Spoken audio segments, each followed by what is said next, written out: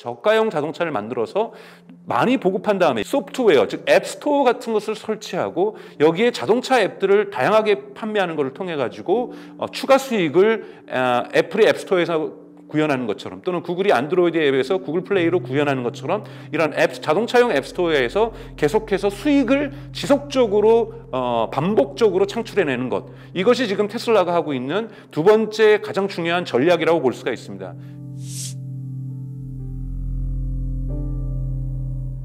안녕하세요, 강정수입니다. 오늘 여러분들에게 두 가지 이야기를 하려고 합니다. 테슬라가 생산 공정에 있어서의 혁신을 많이 진행하고 있는데 이것이 역사적으로 어떤 의미를 갖는지, 과거 포드부터 토요타의 역사, 그리고 테슬라로 이어지고 있는 자동차 생산 공정의 혁신이 가질 수 있는 근본적인 어떠한 의미들을 좀 따져보려고 하고 있고요. 두 번째로는 테슬라가 과연 빅테크인가? 라는 질문에 대한 답을 좀 찾아보려고 하고 있습니다. 빅테크라고 한다면 보통 소프트웨어 기업들, 구글이라든지 메타라든지 이런 기업들 얘기하는데요. 과연 자동차라는 것이 아무리 매뉴팩처링 프로세스를 갖다가 혁신을 한다고 해도, 생산 공정 혁신을 한다고 해도 소프트웨어와 같은 프로핏 마진을 낼 수 있는 과연 그런 기업이 될 수 있을까? 그런 기업이 되기 위해서 테슬라는 지금 무엇을 하고 있는가? 이런 부분들을 좀 살펴보도록 하겠습니다.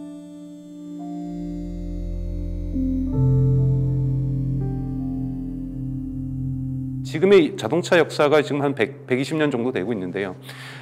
생산 공정 혁신은 지금까지 딱 두 번 있었습니다. 한 번은 포드에 의한 컨베이어 벨트 도입이 있었고, 두 번째는 토요타에 의해서 1970년대, 80년대 린 프로덕션 또는 저스트 인 타임 프로덕션이라는 방식으로 두 번 있었는데요. 포드가 도입했던 컨베이어 벨트는 1913년에 포드가 모델 T라는 자동차를 만들면서 도입을 합니다. 노동자는 가만히 서 있으면 내가 조립해야 될 또는 내가 일해야 될 물건들이 이렇게 옮겨져 오는 컨베이어 벨트, 전기라는 것을 이용해서 처음으로 컨베이어 벨트를 도입을 했던 것이 인류 역사상 처음으로 포드였고, 여기서부터 매스 프로덕션, 대량 생산이라는 것들이 이루어집니다. 이 대량 생산으로 인해서 당연하게 규모의 경제 효과가 발생하는 것이고, 포드의 경쟁사였던 벤츠라든지 유럽의 자동차 업체들을 완전히 초토화시켜버리고 미국에서도 압도적인 1위 기업으로 성장할 수 있었던 발판을 만들었던 것은 다름 아닌 컨베이어 벨트의 도입을 통해서 규모의 경제 효과를 포드 자동차가 구현하게 되면서부터 가능했던 일입니다. 당시에 모델 T들이 생산되는 모습인데요. 대단히 중요한 거다. 지금까지의 조립 라인, 어셈블리 라인이라는 그러한 방식은 한 번도 변화가 없었습니다. 사람 대신 로봇이 용접을 하고 용접이 도색을 하고 이러한 일들은 일어나고 있지만, 컨베이어 벨트에 기반하고 있는 어셈블리 라인이라는 조립 라인이라는 생산 방식은 현대자동차든 기아자동차든 토요타든 GM이든 메르세데스 벤츠든 또는 BMW든 폭스바겐이든 전혀 변함없이 똑같이 지금도 어셈블리 라인에 의해서, 조립 라인에 의해서, 컨베이어 벨트에서 작동되는 거죠. 소나타의 어셈블리 라인에서는 어떠한 사람도 어떠한 방식으로도 변형을 시켜도 제네시스를 생산할 수 없습니다. 각각의 자동차 모델은 기본 플랫폼, 이러한 어셈블리 라인은 자신의 자동차만을, 즉 고유하게 소나타라든지 제네시스만을 생산할 수가 있는 거죠. 여기에 큰 변화를 가져왔던 것이 바로 토요타의 저스트 인 타임 프로덕션 또는 린 프로덕션이라고 얘기를 하는데요. 저스트 인 타임 프로덕션은 예를 들자면 자동차를 만들 때 있어서, 과거 포드 같은 경우에는 자동차 공장 안에 유리 공장, 철 공장 다 두었습니다. 왜냐하면은 들어갈 유리라든지 타이어들도 포드가 직접 만들었거든요. 그러나 자동차 산업이 발전하게 되면서 이런 것이 분업화가 이루어지게 되고 전문화가 이루어지게 되죠. 그렇게 되면서 타이어는 외부의 업체 거를 쓰게 되는 거고, 유리도 외부의 업체를 쓰게 되는 거죠. 기본적으로 파워트레인이라든지 모터라든지 또는 바디, 이러한 부분만 그 자동차가 만들고 나머지 것들은 하청업체에게 물건을 공급하게 되는 겁니다. 근데 여기에서 많은 비용이 발생하게 됩니다. 이 부분의 비용을 어떻게 절감하게 될 것인가? 예를 들자면 타이어를 납품받을 때 생산하는 층에서도 품질 퀄리티 컨트롤을 하죠. 하자 물건이 있나 없나를 컨트롤하게 되고, 예를 들면 토요타가 이 타이어를 받는다고 한다면 토요타에서도 이 물건에 하자가 있는 점들을 검수합니다. 이것을 그렇게 하지 말자. 한 번만 검수하자. 즉 생산자가, 하청업체가 검수하든 우리가 검수하든 한 번만 하자라는 방식의 어떤 이러한 방식에도 도입이 되고,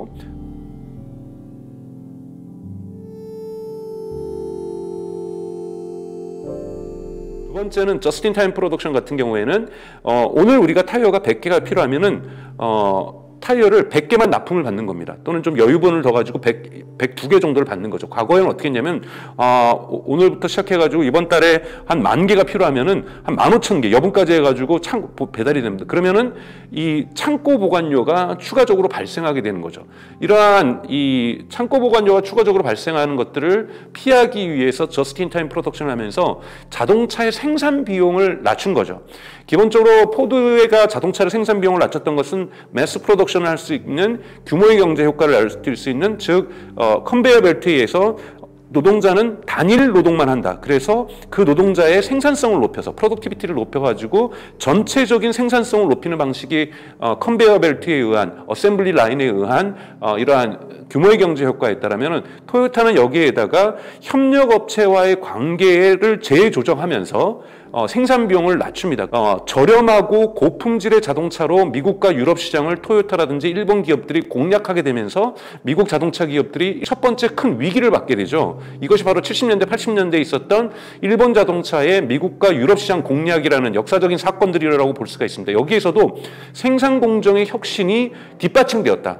그냥 토요타가 자동차만 멋진 모델만 가지고 들어갔던 것이 아니라 바로 저스틴타임 프로덕션 또는 린 프로덕션이라고 하는 즉 하청업체하고 본사의 어떤 공정 간의 관계를 밀접하게 만들어서 즉 중간에 퀄리티 컨트롤하는 사람들을 두 명이 하든 양쪽에서 하던 것을 한쪽만 하게 하는 신뢰 기반으로 한쪽만 하게 하면서 비용을 절감시키고 그리고 어떤 보관 창고의 공간들을 갖다가 공장의 어떤 크기들을 줄여나가기 위해서 즉 공장의 크기를 줄여나간다는 것은 거꾸로 얘기하면은 단일한 면적 공장에서 훨씬 더 많은 생산에 집중할 수 있는 이런 공간들을 만들어낸다는 거죠. 그래서 비용을 절감시킬 수 있는 이런 비용 절감에 대한 노하우가 대단히 중요하고 이것이 자동차 역사상 두 번째로 일어났던 것이 바로 토요타에 의해서 일어났습니다.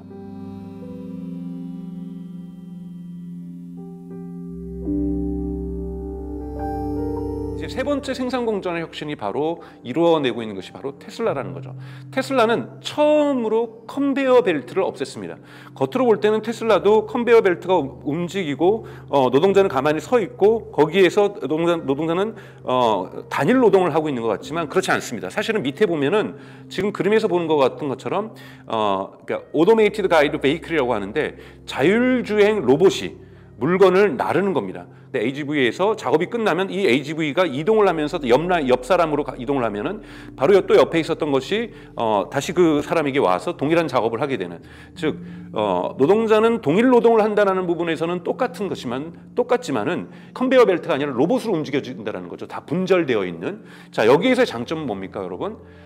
오늘 모델 3를 만들었던 곳에서 한 일주일 정도 튜닝을 하면은 모델 Y를 당연히 만들 수 있을 뿐만 아니라 모델 S를 만들 수 있고 사이버 트럭을 만들 수도 있고요.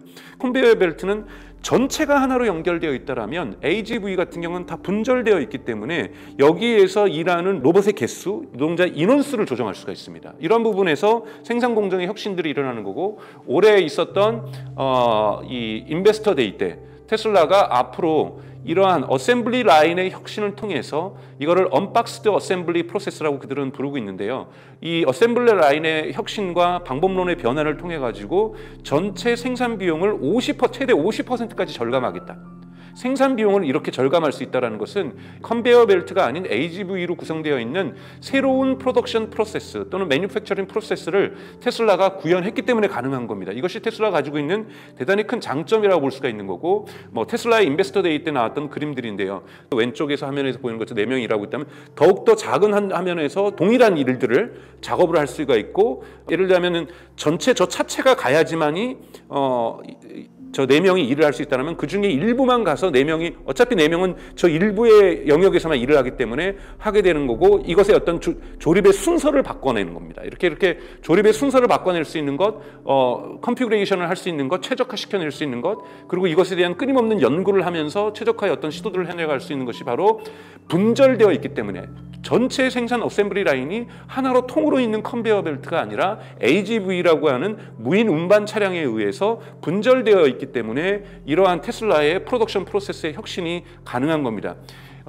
여러분 산업혁명이라는 것은 프로덕션 프로세스의 혁신을 통해서 이루어진다라고 위키페디아 같은 데에서 보면 정의에 적혀 있어요. 그렇기 때문에 프로덕션 프로세스의 혁신이라는 것은 결국은 규모의 경제를 얼마나 보다 efficiency, 효율성을 높여낼 수 있는가? 그러니까 지금의 시대를 우리는 효율성의 시대라고 얘기를 하고 있습니다. 그렇기 때문에 테슬라가 다른 자동차 업체하고 다른 점은 근본적으로 포드와 토요타 처음으로 자동차에서 어셈블리 라인이 작동하는 방식을 완전히 컨베이어 벨트에서 무인 차량으로 운반 차량으로 바꿨다라는 점에서 놀라운 점이 있다라고 볼 수가 있습니다. 이런 부분에서 테슬라 같은 경우에는 이 최대 50%의 예를 들자면 마테리얼의 어떠한 변화라든지 뭐 이러한 수직적인 어떤 통합을 통해서도 그러니까 이러한 비용 절감을 합니다. 그래서 이 어셈블리 라인에서만 50%를 하겠다는 건 아니고요. 이런 것들을 종합해서 앞으로 생산 단가를 2026년까지 지금 현재 들어가는 것보다 50%를 줄이겠다고 한다는 건 뭐냐면 여러분 50%의 마진 프로핏이 그러니까 프로핏 마진이 추가로 발생하게 된다는 겁니다. 그러니까 이런 부분은 결국은 똑같은 자동차를 팔았을 때 이윤율을 높인다. 이미 테슬라 같은 경우에는 작년 같은 경우에 20%가 넘는 이윤율을 보였고 올해 그 부분이 좀 줄어들었죠. 그러니까 이런 부분들은 이제 자동차 가격을 할인하면서 판매 가격이 줄어들었기 때문에 떨어졌기 때문에 마진율이 줄어들 수밖에 없었던 부분들이 테슬라가 취한 정책이죠. 경제 위기에 맞춰서 소비자의 지갑이 얇아지니까 그러한 프라이스 컷을 했던 거고요. 그런 부분에서 이러한 압박들을 즉 계속해서 경제의 불안 속에서 자동차 가격을 할인해야만 하는 가격 전쟁을 해야만 하는 상황 속에서 한쪽에서는 비용을 절감함으로써 이윤율의 확대가 보여질 수 있는 거기 때문에 특히 이것을 저가용 자동차로 갈 때는 대단히 중요해집니다.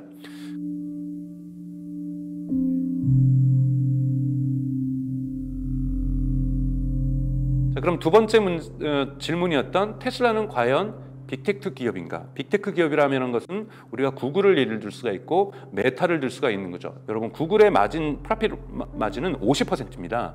50%라고 하는 즉 일반 제조기업이 상상할 수 없는 이익률을 어떻게 낼 것인가? 앞서 설명드렸던 것처럼 매뉴팩처링 프로세스를 테슬라가 아무리 혁신해서 규모의 경제 효과를 갖다가 비용 측면에서 구현하더라도 과연 테슬라의 지금 마진율이 50%까지 성장할 수 있을까? 이건 대단히 어렵다라는 거죠. 그렇다면 테슬라가 자동차에서 50%의 마진을 남기려고 지금 노력을 하고 있습니다. 빅테크 기업으로 가려고 노력을 하고 있는데 그거는 아까 말씀드렸던 비용 측면에서 명확하게 프로핏 마진을 높이겠다는 거고요. 하나는 이번에 인베스터 데이 때 이번에 1사분기 어닝콜 때 일론 머스크가 얘기했죠. 우리는 자동차를 팔아서 돈을 버는 것이 아니라 자동차를 판 이후에 소프트웨어를 통해서 서비스를 팔아서 돈을 벌겠다고 얘기를 했습니다. 자율주행이라든지 또는 자동차에도 앱스토어가 들어오게 되고 이러한 부분들로 이제 하겠다는 뜻인데요. 우리가 소프트웨어로 팔아서 돈을 벌려고 한다면 보통 직접 네트워크 효과나 간접 네트워크 효과가 있어야 된다고 얘기를 합니다. 뭐 대단히 어려운 개념일 수 있는데요. 직접 네트워크 효과는 예를 들자면 이메일과 같은 거죠. 어떤 동일한 서비스를 즉 이메일을 쓰는 사람이 많아지면 많아질수록 저는 가만히 있었는데 제가 이메일을 보낼 수 있는 잠재적인 수신자들이 많아지기 때문에 저의 이익이 커지는 거죠. 이런 것을 우리가 보통 직접 네트워크 효과라고 하고요. 간접 네트워크 효과는 뭐냐면 신용카드를 여러분 생각하시면 됩니다. 신용카드를 갖고 있는 사람들이 늘어난다고 해서 신용카드를 소지하고 있는 사람들의 유익이 커지지 않습니다. 하지만 카드 가맹점이 늘어나면 즉 우리가 카드를 쓸 수 있는 곳이 많아지면 많아질수록 여러분들 미국에 가서 신용카드를 쓸 수 있는 것과 한국에서 신용카드 쓸 수 있는 거로 보면 비교한다면 한국은 압도적으로 신용카드의 가맹점이 많습니다. 그러다 보면 소비자 즉 신용카드의 소지자의 유익이 커지는 거거든요. 그러니까 즉 서로 다른 두 집단의 규모가 변하면서 이 두 집단의 그 이익이 변하는 것 이런 것을 간접 네트워크 효과라고 하는데요. 직접 네트워크 효과 플러스 간접 네트워크 효과를 가질 수 있어야 이런 소프트웨어에서 큰 이익을 거둘 수 있습니다. 그런데 여러분 한번 생각해 보시죠. 아파트 단지에 100대의 자동차가 있어요. 그런데 거기에 테슬라가 2대가 있습니다. 테슬라를 갖고 있는 사람이 뭔가 나는 쿨한 것 같고 뭔가 내가 자동차를 갖고 있다는 것이 기분 좋아져서 그 사람의 만족도라든지 유익이 커질 수가 있어요. 근데 어느 날 그 2대가 테슬라가 인기가 있어서 50대가 되고 또는 70대고 80대가 되면은 시기에서 개나 소나다 테슬라를 갖게 되는 거죠. 그럼 테슬라를 갖고 있는 사람들은 유익이 발생하기 어렵습니다. 즉 기본적으로 자동차는 직접 네트워크 효과가 없는 겁니다. 여러분들이 예를 들면 제네시스를 갖고 있거나 요즘 신형 그랜저를 갖고 있으면 뭔가 신형 그랜저를 내가 사고 제네시스 멋진 신형 제네시스를 사서 뭔가 우리 아파트 단지에서 내가 제일 먼저 사서 사람들이 내 차를 한 번씩 쳐다보고 뭔가 쿨한 것 같고 멋진 것 같고 이렇게 해서 내 거를 뽐낼 수 있다라면 만족감이 있어지죠. 그러나 어느 날 보니까 옆집도 사고 아랫집도 사고 윗집도 사고 다 사게 되면은 뭔가 이 쿨함이 줄어드는 거죠. 자, 이렇게 자동차는 직접 네트워크 효과를 근본적으로 구조적으로 가질 수가 없습니다. 그러다 보니까 이번에 지금 여기에서 전기차 전략을 메르세데스 벤츠는 뭐라고 얘기를 하냐면 고급 전기차를 만들어서 소량을 팔더라도 프로핏 레이트를 높여내는 전략, 즉 고급화 전략을 가는 거죠. 자, 이 전략을 지금 따르고 있는 데가 현대자동차라든지 기아자동차죠. 이번에 EV9 같은 경우에는 기아자동차 같은 경우에는 전형적인 SUV 전기자동차죠. 또는 제네시스를 갖다가 자꾸 전기자동차 브랜드로 만들려고 합니다. 즉 고급 차량을 만들어서 여기에 마진율을 높이려고 하는 전략인 거죠. 과연 이것이 올바른 전략일까요, 여러분? 어차피 여기에는 직접 네트워크 효과는 테슬라를 비롯하여 모두가 없습니다. 그러나 자동차는 간접 네트워크 효과를 구가할 수 있습니다. 바로 시트로엔 아미 같은 것도 전기차인데요. 이런 차들이 가지고 있는 장점은 뭐냐면 저가형 자동차는 많이 팔릴 수 있어요. 쿨함도 어차피 저가형 자동차는 없습니다. 멋지지도 않고 사람들이 뭐 여기에 대해서 갖고 있다고 해서 더 시샘하거나 이러진 않죠.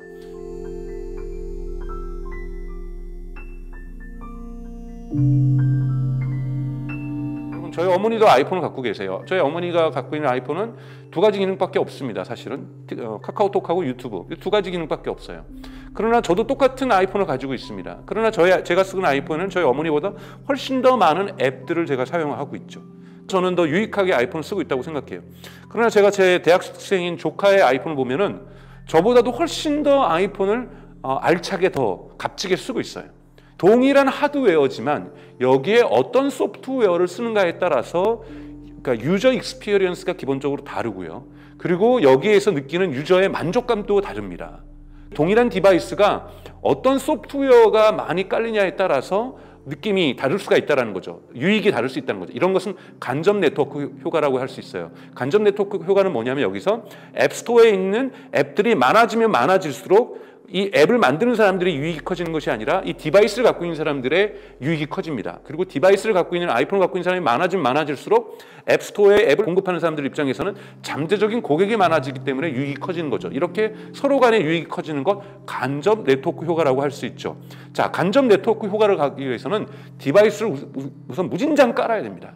매력적인 디바이스를 깔던 이것이 고가의 디바이스를 깔던 또는 저가의 디바이스를 깔던 그런데 자동차라는 것은 워낙 고가이기 때문에 제네시스 전기차를 또는 EV9을 엄청나게 많이 팔아서 또는 메르세데스 벤츠의 고급스러운 EV를 갖다가 엄청나게 많이 팔아서 여기에서 이 앱스토어가 돌아가게 하는 소프트웨어가 돌아가게 할 경우에 너무나도 오랜 시간이 걸리고 기본적으로 시작에서 제약이 있습니다. 그러나 시트로엔 아미 이거 $10,000 정도밖에 안 해요. 이런 차를 갖다가 만약에 많이 보급시키고 여기에 자동차의 앱스토어가 만들어낸다면 서로 다른 체험을 할 수가 있습니다. 이런 차는 오펠에서도 만들고 있는데요. 그리고 중국에서는 홍강이라고 하죠. 상하이 자동차가 만들고 있는 것 이런 것들은 $10,000가 하지 않습니다. 돈 1,000만 원 하지 않는 거죠. 그렇기 때문에 지금 테슬라에서는 모델 2라고 얘기하고 있고 물론 모델 이름이 바뀔 수가 있지만 모델 3보다 더 낮은 가격 즉 한 $19,000의 이 모델 2가 나올 거라고 예상을 하고 있습니다. 뭐 이러한 보급형 전기자동차로 지금 테슬라는 전략 수정을 하고 있는 거고 여러분들도 들으셨을 멕시코에서 5번째 기가팩토리를 지금 시공을 들어갔습니다. 그럼 이 기가팩토리 멕시코 공장에서는 모델 2가 생산될 가능성이 대단히 높습니다. 테슬라가 또 얼마 전에는 인도 총리를 방문해서 인도에도 테슬라 공장을 질 것을 고려하고 있다고 얘기를 하고 있죠. 자, 인도에서 짓는다라면 테슬라는 분명하게 가처분 소득이 낮은 인도 시장에서 팔 수 있는 저가형 자동차를 만들 가능성이 대단히 높습니다. 즉 지금 전기 자동차 시장은 고급 자동차를 만들어 가지고 마진율을 높이는 것이 중요한 것이 아니라 생산 공정 혁신을 통해서 마진율을 높여내는 거고 프로핏 레이트를 높여내는 거고 여기에 추가적으로 저가형 자동차를 만들어서 많이 보급한 다음에 소프트웨어 즉 앱스토어 같은 것을 설치하고 여기에 자동차 앱들을 다양하게 판매하는 것을 통해 가지고 추가 수익을 애플의 앱스토어에서 구현하는 것처럼 또는 구글이 안드로이드 앱에서 구글 플레이로 구현하는 것처럼 이런 자동차용 앱스토어에서 계속해서 수익을 지속적으로 반복적으로 창출해내는 것, 이것이 지금 테슬라가 하고 있는 두 번째 가장 중요한 전략이라고 볼 수가 있습니다. 여러분 이런 차원에서 이해한다라면 테슬라는 아까 말씀드렸던 첫 번째 생산 공정 혁신을 통해서 비용 절감을 계속해서 추구하고 있다는 것, 두 번째 저가용 자동차를 많이 팔아서 간접 네트워크 효과를 구가할 수 있는 여기에 자동차용 앱스토어를 만들어서 이 다양한 앱을 통해서 판매를 통해서 유료 앱을 판매하던 또는 여기에 과금 체계를 도입을 해서 다양한 자동차용 앱들을 판매해서 서비스로서 돈을 벌려고 하고 있다는 것. 즉 자동차를 판매하는 거에 있어서 돈을 벌지만 계속해서 서비스로 반복적인 매출을 구가하려고 하고 있다는 부분에서 테슬라는 현재 다른 자동차 기업하고는 또는 전기차 기업하고는 다른 전략을 구현하고 있다고 평가할 수 있겠습니다. 이것으로 오늘 테슬라에 대한 이야기는 마치도록 하겠습니다. 시청해 주셔서 고맙습니다. 테슬라에 대한 더 다양한 소식들, 또 깊이 있는 소식들, 여러 가지 분석들을 여러분 원하신다면 유튜브 검색창에서 오테라, 오늘의 테슬라라는 뜻인데요. 오테라라고 검색하시면 거기에서 아주 풍부한 테슬라에 대한 소식을 여러분 접하실 수 있으실 겁니다. 고맙습니다.